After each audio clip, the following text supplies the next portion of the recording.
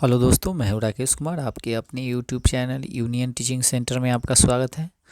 आज हम लोग देखेंगे अगले सेशन को। ठीक है, उससे पहले कुछ महत्वपूर्ण बातें बताना चाहते हैं आप लोगों को। एस्टेट का डेट दे दिया है। एस्टेट का फॉर्म जो है से आपका 9 तारीख से लेकर 23 तारीख तक का फॉर्म भराएगा, है ना। उसी के बीच आप लोग क्या कीजिएगा, इस फॉर्म को डाल दीजिएगा, ठीक है ना। और विशेष अगर हो तो इसका हम कहने का मतलब है टेलीग्राम पर एस्टेट का जो भी माने प्रोस्पेक्टस है तो उसको हम क्या करेंगे, टेलीग्राम पर डाल देंगे। आप वहाँ से आप माने देख लीजिएगा क्या है नहीं है से पूरा को डिटेल को, ठीक है। और नहीं तो हमारे यूट्यूब पर क्या है जो कम्युनिटी जो होता है उसमें हम डाल दिए, उसको अच्छी तरह से आप लोग पढ़ लीजिएगा, ठीक है। डाला हुआ है। चलिए हम सेशन को स्टार्ट करते हैं और जितना जल्दी हो सके उतना जल्दी हम लोग रिवीजन करेंगे। फर्स्ट क्वेश्चन कहता है, निम्नलिखित में से किस वस्तु में निर्माण के लिए जानवरों को नहीं मारा जाता है या नहीं मारना पड़ता है। तो यह जो आपका आंसर हो जाएगा, ऑप्शन नंबर क्या हो जाएगा आपका, देखिएगा ऑप्शन नंबर सी आपका राइट आंसर होगा। यानी कि ऊन यानी कि शॉल के लिए जानवरों को नहीं मारा जाता है, रेशम की साड़ी के लिए मारा जाता है, हाथी के दांत की चूड़ियों के लिए, जानवरों की यानी कि जैकेट के लिए। तो कहता है किस में नहीं मारा जाता है, तो ऊनी शाल के लिए नहीं मारा जाता है, ठीक है। ऑप्शन नंबर क्या हो जाएगा, सी। निम्नलिखित में से कौन सा रेशम का प्रकार नहीं है, तो रेशम का प्रकार को नहीं है था, तो मोथ रेशम जो है से रेशम का प्रकार नहीं है, बाकी बात सभी है। रेशम की कीड़ों की यानी कि चूड़ियाँ क्या होती है, तो यह जो हो जाएगा ऑप्शन नंबर किसके साथ आएंगे, शहतूत की पत्तियों माने पत्तियाँ क्या करती है, खाती। ऑप्शन नंबर क्या हो जाएगा आपका, डी आपका राइट आंसर होगा। Option number D right answer होगा। उसके बाद अगला क्वेश्चन कहता है, रेशमी धागा किससे प्राप्त किया जाता है, तो रेशमी धागा जो है से प्राप्त किया जाता है कुनैन से। कहाँ से, कोकून से प्राप्त किया जाता है। ऑप्शन नंबर किसके साथ जाएंगे, बी के साथ जाएंगे। रेशम कीट निम्नलिखित में से किससे बने रेशों का स्राव करता है, तो यह जो करता है ऑप्शन नंबर किसके माने किसको स्राव करेगा, तो ऑप्शन नंबर सी को यानी कि प्रोटीन को, है ना। किसको करेगा, प्रोटीन को। Option number C. अमीबा की यानी कि झूठे यानी कि पैर का उपयोग किस में किया जाता है, तो यह जो किया जाएगा आपका किस में किया जाएगा, तो भोजन ग्रहण करने और गति करने के लिए। ऑप्शन नंबर किसके साथ, सी के साथ जाएंगे। ऑप्शन नंबर सी आपका राइट आंसर होगा, ठीक है। चलिए आगे चलते हैं हम लोग अगले क्वेश्चन पे। भोजन का जटिल यानी कि घटक कौन सा है, तो भोजन का जो जटिल घटक जो है वह कौन सा है, तो प्रोटीन है, कार्बोहाइड्रेट है, वसा है या सभी है। तो घटक प्रमुख की बात बता रहे हैं, तो इस चारों जैसा आपका क्या है, प्रमुख घटक है। ऑप्शन नंबर डी के साथ जाएंगे। भोजन के जटिल घटकों को सरल पदार्थों में तोड़ना क्या कहलाता है, तो ये जो तोड़ेगा उसको हम लोग क्या कहते हैं, पाचन। क्या कहते हैं, पाचन। ऑप्शन नंबर डी आपका राइट आंसर होगा। मधुमक्खियों द्वारा भोजन ग्रहण करने का क्या तरीका है, तो वह क्या करता है, जो किसी भी पौधे या माने से वह रस को क्या करता है, चूसता है। ऑप्शन नंबर किसके साथ जाएंगे, बी के साथ जाएंगे, ठीक है। आपका बी आपका राइट आंसर होगा। उसके बाद चलेंगे आगे, वीडियो को लास्ट तक देखिएगा और जो हमारे नए चैनल पे नए होंगे सब्सक्राइब कर लीजिएगा और बेल आइकन को भी दबा लीजिएगा।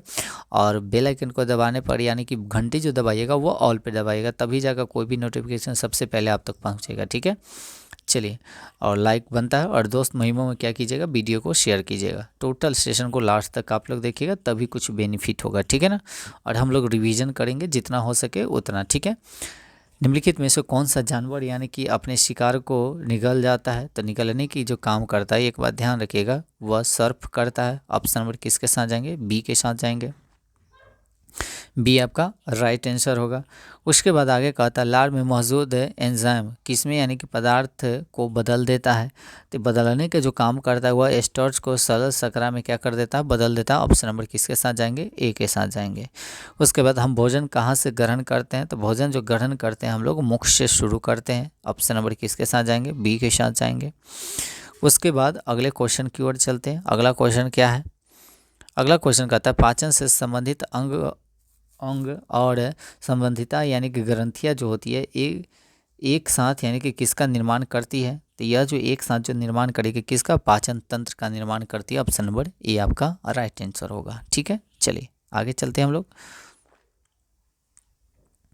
अगले क्वेश्चन पे।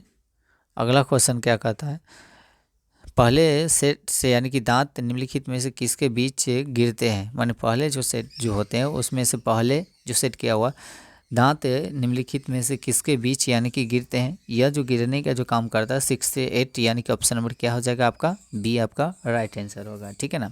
शैशवा अवस्था के दौरान विकसित यानी कि होने वाले पहले पेट के यानी कि दांत क्या कहलाते हैं? जो पहला का जो दांत होता है उसको क्या कहते हैं? दूध के दांत कहते हैं। ऑप्शन नंबर किसके साथ जाएंगे? बी के साथ जाएंगे। उसके बाद अगले क्वेश्चन की ओर आते हैं, है ना। अगले क्वेश्चन की ओर आएंगे। अगला क्वेश्चन क्या कहता है? दूसरे समूह के दांत जो दूध के दांतों का स्थान ले लेते हैं उसे क्या कहते हैं? जो दूध का दांत के स्थान जो ले लेगा उसको अस्थायी दांत कहा जाता है। इस बात को ध्यान रखेंगे। अस्थायी दांतों की संख्या कितनी होती है? 20 इसका। ठीक है ना, इस बात को ध्यान रखिएगा। उसके बाद कहता है शरीर में भोजन ग्रहण करने की प्रक्रिया क्या कहलाती है? जो भोजन ग्रहण करते हैं उसको हम लोग क्या कहते हैं? तो ग्रहण करने की प्रक्रिया को हम लोग कहते हैं अंतःग्रहण। क्या कहेंगे? अंतःग्रहण। ऑप्शन नंबर बी आपका राइट आंसर होगा। दांत कितने प्रकार के होते हैं? तो दांत, ये ध्यान रखिएगा, जो दांत जो होते हैं ऑलवेज यानी कि 4 प्रकार के होते हैं। कितने प्रकार के होते हैं? 4 प्रकार के होते हैं। ठीक है, चलिए आगे चलते हैं। उसके बाद अगला मुंह की यानी कि ग्रंथियाँ जो लार का स्राव करती है वे क्या कहलाती है? जो लार का जो स्राव कहलाती है वो क्या कहलाती है? लार ग्रंथियाँ कहलाएगी। ऑप्शन नंबर ए आपका राइट आंसर है। कौन सी ग्रंथि पित्त रस को एकत्रित करती है? तो पित्त रस को एकत्रित करने का काम कौन? पित्ताशय करती है। कौन करती है? पित्ताशय। ऑप्शन नंबर क्या हो जाएगा? सी आपका राइट आंसर है। पित्त किसके पाचन में एक महत्वपूर्ण भूमिका निभाता है? यह जो भूमिका निभाएगा वह वसा को। क्या हो जाएगा? ऑप्शन नंबर बी आपका राइट आंसर होगा। ठीक है, चलते हैं उसके बाद अगले क्वेश्चन की ओर। अगले क्वेश्चन की ओर चलते हैं। क्या कहता है आगे? जो समय समय पर यानी कि मल द्वार से यानी कि मल को यानी कि निकालना क्या कहलाता है?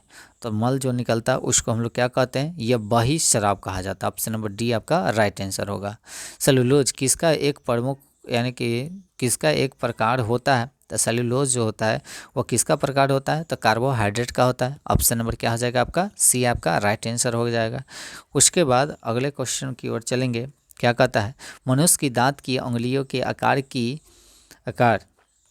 की वृद्धि किसमें मदद करती है? यह जो मदद करती है यह पचे हुए भोजन को अवशोषित करती है। ऑप्शन नंबर किसके साथ जाएंगे? बी के साथ जाएंगे। बी आपका राइट आंसर होगा। कवक क्या है? कवक क्या है? ध्यान रखिएगा। तो कवक एक क्या है? मृतजीवी है। क्या है आपका? मृतजीवी है। ऑप्शन नंबर किसके साथ जाएंगे? सी के साथ जाएंगे। ऑप्शन नंबर सी आपका राइट आंसर होगा। चलिए आगे चलते हैं हम लोग। मनुष्य को क्या कहते हैं? मनुष्य को हम लोग क्या कहते हैं? क्वेश्चन को अच्छे से समझिएगा, है ना। मनुष्य को हम लोग क्या कहेंगे? तो मनुष्य को जो हम लोग कहते हैं वह विषमपोषी कहते हैं। क्या कहते हैं? विषमपोषी। ऑप्शन नंबर क्या हो जाएगा आपका? बी आपका राइट आंसर होगा। मानव को भोजन किससे यानी कि मिलता है? तो मनुष्य को यानी कि पौधे से भी मिलता है और जंतुओं से मिलता है। तब ये जो जाएंगे ए और बी दोनों के साथ जाएंगे, है ना। ऑप्शन नंबर किसके साथ जाएंगे? डी के साथ जाएंगे। उसके बाद अगले क्वेश्चन की ओर चलेंगे। परजीवी यानी कि अपना भोजन किससे प्राप्त करता है? जो परजीवी जो होता है अपना भोजन किससे प्राप्त करेगा? तो यह जो करता है कीटों से करता है, पौधे से करता है, जंतुओं से करता है। यानी कि ऑप्शन नंबर किसके साथ जाएंगे? डी के साथ जाएंगे। ऑप्शन नंबर डी आपका राइट आंसर होगा। पौधे के यानी कि किस भाग को खाद यानी कि कारखाना कहते हैं? माने खाद जो होता है कारखाना जो है से हम किसको कहेंगे? पौधे के कौन ऐसा भाग है उसको हम खाद कारखाना कहते हैं, है ना। बहुत सुपर क्वेश्चन है। तो यह पत्तियों के कहा जाता है। ऑप्शन नंबर क्या? सी। पत्तियों में पाए जाने वाले हरे वर्ण को हम लोग क्या कहते हैं? तो वह जो होता है क्लोरोफिल होता है। ऑप्शन नंबर किसके साथ जाएंगे? डी के साथ जाएंगे। क्लोरोफिल को ही कहा जाता है। उसके बाद अगले क्वेश्चन की ओर चलेंगे हम लोग। क्या कहता है? निम्नलिखित में से कौन सा कीटभक्षी पौधा है? कीटभक्षी का मतलब होता है कीटों को क्या करता है? खाता अपना भोजन के रूप में, है ना। तो पीचर यानी कि प्लांट यानी कि ऑप्शन नंबर क्या हो जाएगा? ए आपका राइट आंसर हो जाएगा। ऑप्शन नंबर ए आपका राइट आंसर होगा। निम्नलिखित में से कौन सा पोषक तत्व है? तो पोषक तत्व की अगर बात हो रही है तो वसा, विटामिन, प्रोटीन सभी हो जाएगा। ऑप्शन नंबर क्या? डी आपका राइट आंसर होगा। Option number D. आगे कहता है बेजीव जो अपना भोजन स्वयं तैयार करते हैं उसे हम लोग क्या कहते हैं? तो स्वपोषी कहा जाता है। क्या कहा जाता है? स्वपोषी। जो स्वयं भोजन तैयार करेगा उसे स्वपोषी, और जो दूसरे पर आश्रित रहेगा उसको परपोषी कहा जाता है। ठीक है, चलिए उसके बाद अगले क्वेश्चन की ओर चलेंगे। सभी सजीवों के लिए क्या आवश्यक है?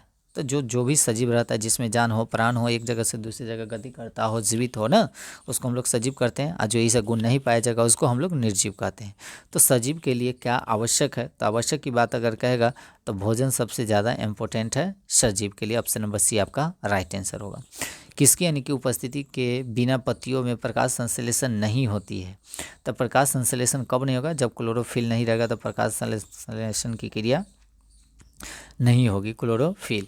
अब उसके बाद अगले क्वेश्चन की ओर चलते हैं। कहते प्रकाश संश्लेषण के लिए प्रयुक्त कच्चा माल जो होते हैं कौन होते हैं? यह की अगर बात किया जाए तो इसका जो आंसर होगा CO2 यानी कि कार्बन डाइऑक्साइड और पानी रहना ज़रूरी है, तभी जाकर प्रकाश संश्लेषण की क्रिया होगा, यानी कि ऑप्शन नंबर आपका बी आपका राइट आंसर होगा। ठीक है।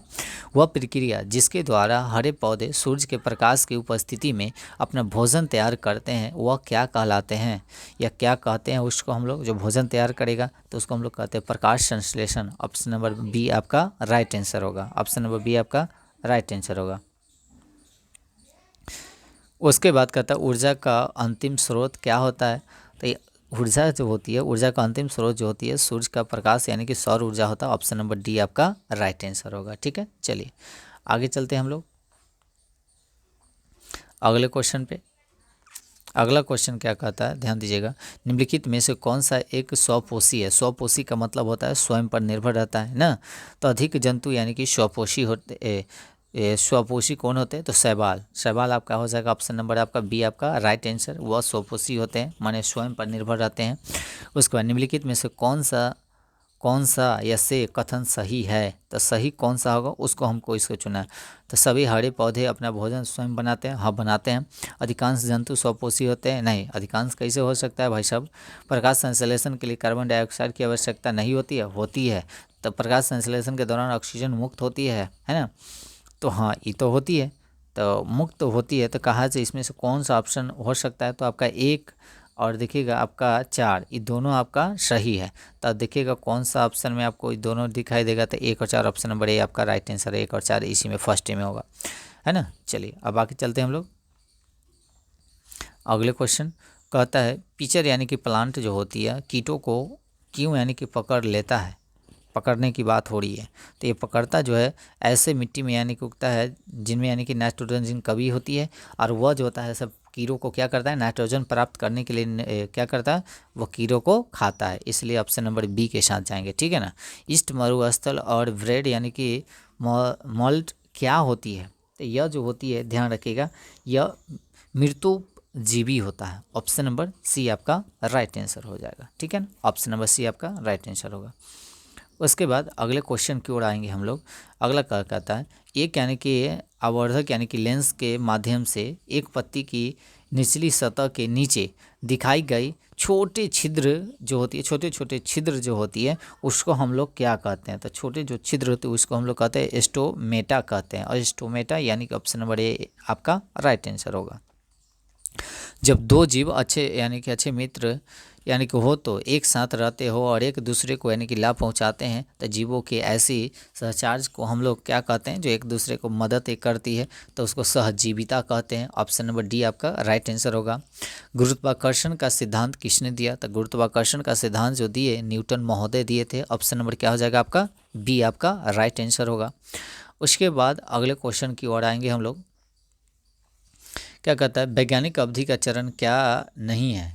तो वैज्ञानिक के बारे में अगर कहता है वैज्ञानिक के लिए कौन सा चरण नहीं है, तो यह जो हो जाएगा जिज्ञासा नहीं कर सकता। परीक्षण तो कर ही सकता है, सिद्धांत भी दे सकता है, निरीक्षण भी कर सकता है, बाकी जिज्ञासा नहीं दे सकता है। जिज्ञासा तो ऑप्शन नंबर ए आपका राइट आंसर नहीं कर सकता। कौन भारतीय वैज्ञानिक है? तो इसमें से कहता है भारतीय वैज्ञानिक को क्या करने के लिए? चुनने के लिए। तो हरगोविंद खुराना जो है से भारतीय है। ऑप्शन नंबर क्या हो जाएगा? डी। ओजोन परत के छिद्र का क्या कारण है? तो ये छिद्र का कारण जो होती है ध्यान रखिएगा, यह वायु प्रदूषण होती है। क्या होती है? वायु प्रदूषण, यानी कि ऑप्शन नंबर सी आपका राइट आंसर होगा। ऑप्शन नंबर सी आपका राइट आंसर होगा। ओजोन परत के छिद्र का कारण वायु प्रदूषण ही होती है। उसके बाद अगले क्वेश्चन की ओर आते हैं। वर्गीकरण क्यों आवश्यक है? वर्गीकरण का मतलब है से बांटना। तो वस्तुओं के व्यक्तित्व रखते हुए वस्तुओं का पदार्थ के गुणों को आसानी से यानी कि समझने के लिए एकदम सही है। वस्तुओं में अंतर करने तथा स्पष्ट बोध माने गमनता के लिए। तो इनमें से अगर देखा जाए तो सभी वस्तुओं के लिए माने यह आवश्यक होती है वर्गीकरण के लिए। ऑप्शन नंबर किसके साथ जाएंगे, डी के साथ जाएंगे। ठीक है, आई होप आप लोग को इतना बात समझ में आया होगा। और वीडियो को थोड़ा सा लाइक कर दीजिएगा और वीडियो को थोड़ा सा शेयर भी कीजिएगा इधर उधर, ठीक है ना, ताकि सभी को बेनिफिट हो सके। और एग्ज़ाम जो है से काफ़ी नज़दीक आ रहा है, इसलिए जितना से जितना हो सके आप लोग क्या कीजिएगा, प्रैक्टिस कीजिएगा, ठीक है ना। और एक बात और आप लोगों को बता दें, जो रात में 8 बजे हमारे टेलीग्राम पे क्या चलता है, क्यूज चलता है, उसको भी आप लोग क्या करिएगा, ज्वाइन कर लीजिएगा। यूनियन टीचिंग सेंटर मारिएगा और वह टेलीग्राम पर आपका आ जाएगा और 8 बजे पक्का जो है से क्यूज स्टार्ट हो जाता है, ठीक है ना। और जिनको मैथ में अगर प्रॉब्लम है तो आप हमारे चैनल पे जाइए, वहाँ पर प्लेलिस्ट सभी का बना हुआ है, सभी चैप्टर का मैथ का माने होते प्लेलिस्ट है, रीजनिंग का है, उसके बाद बहुत सारे जीके जीएस का ट्रिक भी बताया गया, मैथ का भी और जीके जीएस का भी ट्रिक बताया गया। तो उसको भी थोड़ा सा आप क्या कीजिएगा, हेल्प ले लीजिएगा। उससे बाहर लगता है ऐसे क्वेश्चन आपको नहीं पूछेगा, क्योंकि 1 to 5 का एग्ज़ाम आप लोग देने जा रहे हैं, ई न कि बल्कि कोई डीएम है जो बनने जा रहे हैं, तो बेसी हार्ड क्वेश्चन नहीं पूछेगा। और ज़्यादातर देखा जाए माने 10th से नीचे जो भी है ना, उसी से रिलेटेड आप लोगों को क्वेश्चन पूछेगा, उससे ऊपर नहीं पूछेगा, ठीक है ना। तो जितना से जितना हो सके टाइम माने एफर्ट मारिए, क्योंकि अगर अभी नहीं मारिएगा तो फिर बाद में जाकर बड़ी दिक्कत हो जाएगी, ठीक है ना, क्योंकि बड़ी पछतावा होती है। इसलिए आप लोग जितना आदमी हैं जितना हो सके उतना एफर्ट मारने का प्रयास करें, ठीक है ना। बस अब 14 से 15 दिन हम लोगों की शेष बच गई है, इसी में जितना हो सके उतना रिवीजन करने का प्रयास करेंगे, ठीक है ना। चलिए आज के लिए इतना ही रहने देते हैं, धन्यवाद।